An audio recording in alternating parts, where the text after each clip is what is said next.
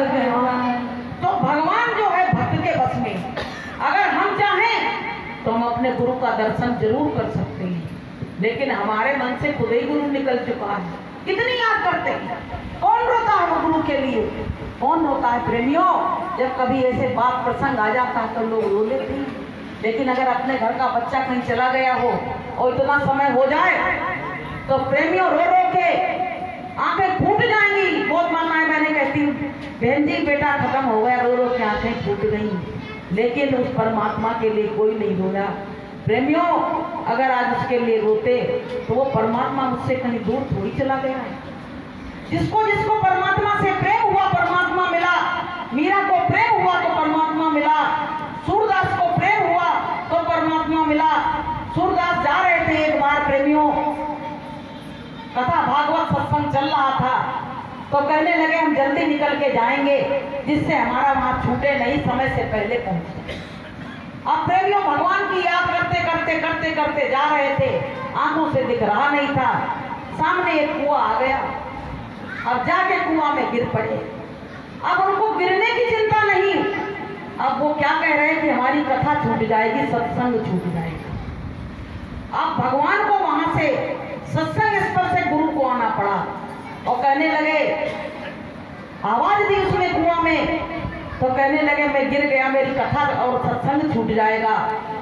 तो पता है भगवान ने क्या कहा, तुम अपना हाथ दे दो हाथ में और मैं तुमको निकाल लूंगा। तुम बोले कैसे निकाल लोगे, इतना गहरा कुआं है, इसमें तो रस्सी लानी पड़ेगी, तब खींचना पड़ेगा। तो परमात्मा ने कहा कि मेरे लिए वो कुआं कोई बहुत बड़ी चीज नहीं है, मैं तो बस तुम हाथ लगाओ, मैं तुमको निकाल के बाहर कर दूंगा। तब वो समझ गए कि यहाँ कोई इंसान नहीं आया है, ये स्वयं परमात्मा चल के आया है। तो प्रेमियों जैसे हाथ में हाथ गया तो वो समझ गए कि ये हाथ किसी इंसान का नहीं है, ये स्वयं परमात्मा का हाथ है। तो पता है क्या कहा, हाथ छुड़ा के वो जाने लगे। तो क्या कहा सूरदास जी ने कि हाथ छुड़ाए जाते हो और निबल जान के मोए, और हृदय से जब जाओगे और तब जानूंगी तोए।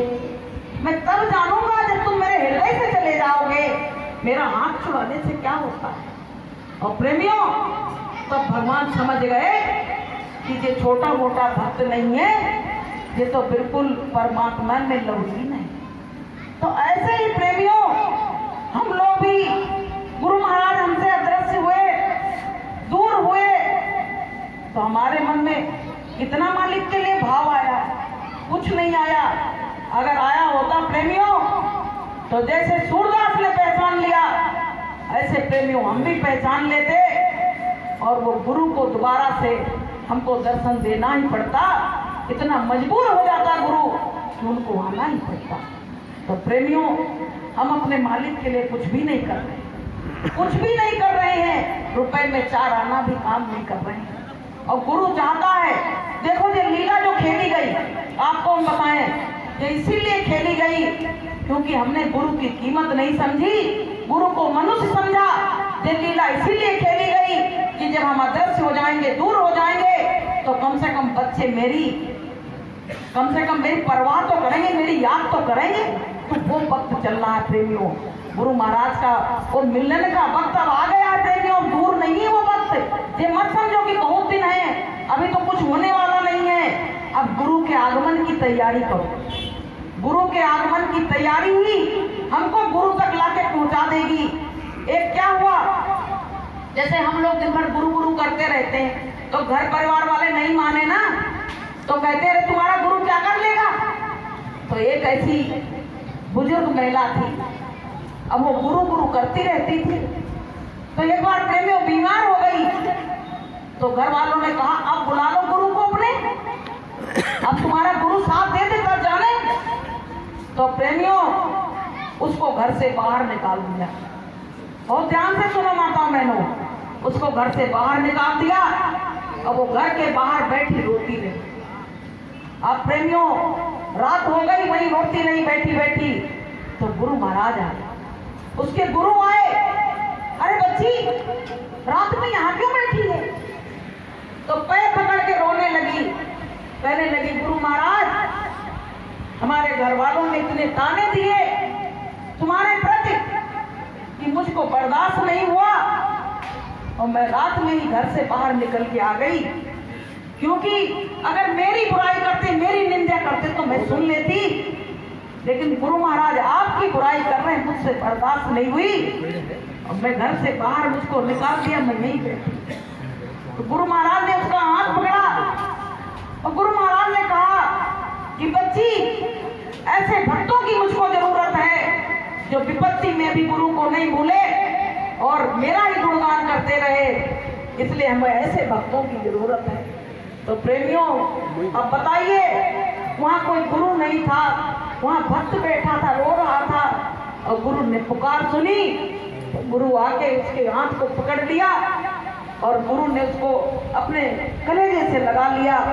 तो प्रेमियों, ऐसे हम भी कहीं बैठ के अगर मालिक के लिए रोएं, मालिक के लिए तड़पें, तो प्रेमियों, हमारा गुरु भी मुझसे दूर नहीं है और निर्दयी भी नहीं है। प्रेमियों, अगर मेरी करुण पुकार लगे तो वो परमात्मा जरूर हर हाल में आ जाएगा।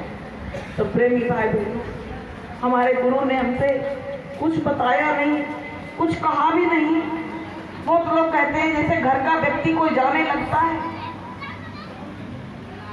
घर का व्यक्ति जाता तो कहता हम शाम तक लौट के आ जाएंगे, लेकिन हमारे गुरु महाराज 10-11 साल हो गए, हमारी आंखों से ओझल हुए, लेकिन कोई ना चिट्ठी, ना कोई फोन, ना कोई संदेश, कुछ भी हम भक्तों के लिए नहीं भेजा। क्या हम लोग इतने खराब थे? क्या हम इतने खराब बच्चे थे गुरु के कि गुरु ने हमको इस काबिल नहीं समझा जो मेरी खैर खबर लेते? तो प्रेमियों, जब गुरु महाराज अदृश्य हुए तो हमने एक छोटी सी कविता लिखी थी कि अब तुम ही बताओ गुरुदेव, तुम्हारे बिन कैसे रहें। अब तुम ही बताओ गुरुदेव, तुम्हारे बिन कैसे रहें। ना तुमने कोई चिट्ठियां भेजी, ना तुमने कोई चिट्ठियां भेजी, ना भेजा संदेश, तुम्हारे बिन कैसे रहें। अब ना भेजा संदेश, तुम्हारे बिन कैसे रहें। अब तुम ही बताओ गुरुदेव, तुम्हारे बिन कैसे रहें। अब तुम ही बताओ गुरुदेव, तुम्हारे बिन कैसे रहें। पल पल तुम्हारी याद सतावे, पल पल तुम्हारी याद सतावे, मनवा में तो धीर न आवे, मनवा में ना धीर आवे। अब तुम ही बताओ गुरुदेव, तुम्हारे बिन कैसे रहें। अब तुम ही बताओ गुरुदेव, तुम्हारे बिन कैसे रहें। तो प्रेमियों, मीरा ने इंतजार करा, सेवरी ने इंतजार किया 60 साल, 60 साल सेवरी ने इंतजार किया, दिन और रात। एक पल भी भोजन तक नहीं बनाती थी, कंदमूल फल ले आती थी, वही खाती कि कहीं भोजन बनाने बैठ जाएं तो ऐसा ना हो कि मेरे गुरु कह के गए हैं कि भगवान आएंगे, तो कहीं दरवाजे से ही ना लौट जाएं। तो अपने लिए कोई समय नहीं देती थी, सब समय परमात्मा के लिए दिया। और प्रेमियों, उनके गुरु मतलब ऋषि ने कहा था कि सेवरी, इसी आश्रम में इंतजार करना और तुम्हारे भगवान यहीं पे आएंगे, तुमको मिलेंगे। तो प्रेमियों, सेवरी ने इंतजार किया तो भगवान राम जब आए तो सेवरी देख के पागल हो गई। बता दिया था, बोली हम पहचानेंगे कैसे? तो उन्होंने कहा था कि धनुष बाण लिए होंगे और दो भाई संग होंगे, आएंगे, तो वही बस खाली बात मान ली थी, दुनिया से कोई और मतलब नहीं रखा था। और जब आए भगवान तो पागल हो गई देख के, कहने लगी मैं क्या करूं क्या ना करूं। तो झूठे झूठे जो बेर रखे थे, कंदमूल फल वो ले आई और पानी रखा था परात में कि आएंगे तो चरण धुलाऊंगी, लेकिन वो अपने आंसुओं से ही चरण धुलाने लगी। इतनी अश्रुधारा प्रभावित हो गई कि पानी की और परात की जरूरत नहीं पड़ी। प्रेमियों, तो प्रेमियों हमको भी इसी तरह से अपने मालिक का इंतजार करना है, क्योंकि हमने तो 11 साल भी अधीर होके इधर उधर जाने लगे, हमने इंतजार ही नहीं किया। गुरु महाराज ने एक बार मन से कहा था, बच्चों अगर तुमको कोई 1 करोड़ रुपया दे क्या तुम मुझको छोड़ दोगे? ये बात गुरु महाराज ने मन से कही थी। तो जय हम प्रेमियों ने सबने हाथ उठाया था कि नहीं मालिक, हम कभी नहीं छोड़ेंगे। आज देख लीजिए, ये सब इतिहास गवाह होगा। प्रेमियों, जब गुरु महाराज आएंगे तो सारा इतिहास बन चुका है, ये गवाह होगा कि कौन कौन गुरु के इंतजार में बैठा और कौन कौन इधर उधर भटकने लगा। तो प्रेमियों, हमको अपने इतिहास को जिंदा रखना है, हमको ये दर को छोड़ के कहीं जाने की जरूरत नहीं है। मेरा गुरु समर्थ है और वो जरूर आएगा और जरूर आएगा। बोलिए प्रेम से। तो प्रेमियों, ऐसे हमको भाव की जरूरत है। ऐसा भाव जब मेरे अंदर रहेगा तो कोई माई का लाल नहीं है जो गुरु महाराज को रोक सके। वो तो बस इंतजार की घड़ियां बस गिने जाओ, एक एक दिन जो मेरा गिन निकला जा रहा है, अब गुरु के आगमन की तैयारी हो रही। प्रेमियों, उस दिन एक किसी ने उसमें वो डाला था कि गुरु महाराज ने कहा मैं अवश्य जल्दी लौट के आऊंगा। बताइए, अपना गुरु कह के गया कि मैं जल्दी लौट के आऊंगा और फिर भी हम अपने गुरु को बुला रहे हैं। तो प्रेमियों, हमारी भक्ति में कितनी कमी है। गुरु महाराज से तो गुरु महाराज मेरे विश्वास को अटल रखना, मेरा विश्वास कहीं डगमग ना होने पाए और हम तुमको कहीं छोड़ न बैठे। मेरे अंदर वो पावर नहीं है, लेकिन गुरु महाराज अगर आपकी दया और कृपा हो गई तो ये कार्य अवश्य हो जाएगा, वरना मेरे अंदर तो कोई ताकत नहीं है। आपकी ताकत से, आपकी दया से ही हम चल रहे हैं। मेरे अंदर तो कुछ भी सामर्थ्य नहीं है, आप सामर्थ्यवान हैं। मेरे इस विश्वास को बनाए रखना मालिक, हम कहीं डगमगा नहीं जाए। हम वो पेड़ हैं जो आंधी में अगर तूफान आ जाए तो हो सकता है टूट के गिर जाए। प्रेमियों, लेकिन अगर गुरु की दया हो जाए तो वो पेड़ भी वहां स्थिर रह सकता है। तो हम लोग वो पेड़ हैं, और छोटे छोटे से पेड़ है, कहीं डगमगा नहीं जाए, बस यही मन में लगती है।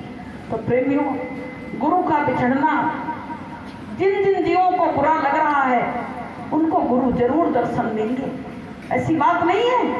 मालिक को भी अपने बच्चों की याद आती है। माता पिता कितनी दूर चले जाएं, तभी किसी न किसी के द्वारा पूछ लेते हैं कि ये बताओ कि बच्चे हमारे कैसे हैं। ऐसे मालिक भी अपनी संगत के बारे में, जिस संगत जो मालिक का रूप बैठी हुई है, गुरु महाराज ने तैयार करी संगत को, तो मालिक भी अपनी संगत के बारे में कुछ ना कुछ तो ध्यान दे रहे होंगे, कुछ ना कुछ तो पूछ रहे होंगे। तो प्रेमियों, हमको तुमको बहुत लगन से और मेहनत से अपने मालिक का काम करना है। दुनिया कुछ भी कहे, कब तुम कहते रहो हमको सुनना नहीं है। हमारा तो एक सतगुरु है जो मेरे जीवन को हमने सौंप दिया अपने गुरु के हाथ में।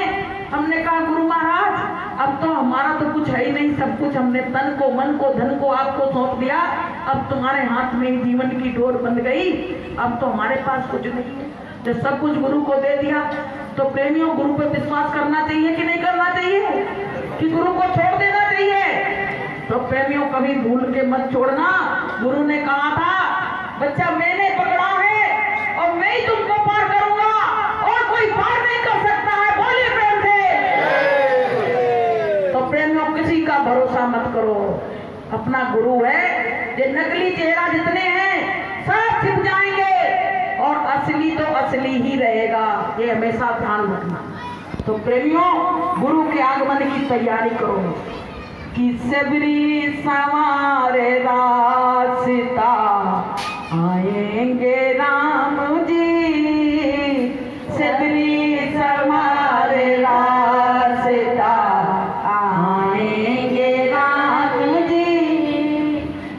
जीवन वो धन्य मेरा बनाएंगे राम जी, जीवन वो धन्य मेरा बनाएंगे राम जी। वो आएंगे गुरु महाराज, जैसे सबरी ने कहा था मेरा धन्य जीवन बनाएंगे, ऐसे प्रेमियों हमारे गुरु महाराज भी मेरे जीवन को धन्य बनाएंगे। अब हमने सब सौंप दिया, हमको अपनी चिंता करने की जरूरत नहीं है। अब जो कुछ होगा सब गुरु करेगा, कोई और कुछ कर नहीं सकता है। इसलिए प्रेमियों पूरा भरोसा, ठप्पा लगा दो कि मेरा गुरु समर्थ है और आज भी है, कल भी है, कल रहेगा, कभी जाने वाला नहीं है। क्या वो डरता है किसी से? कोई डरता है गुरु किसी से? किसी से नहीं डरता है।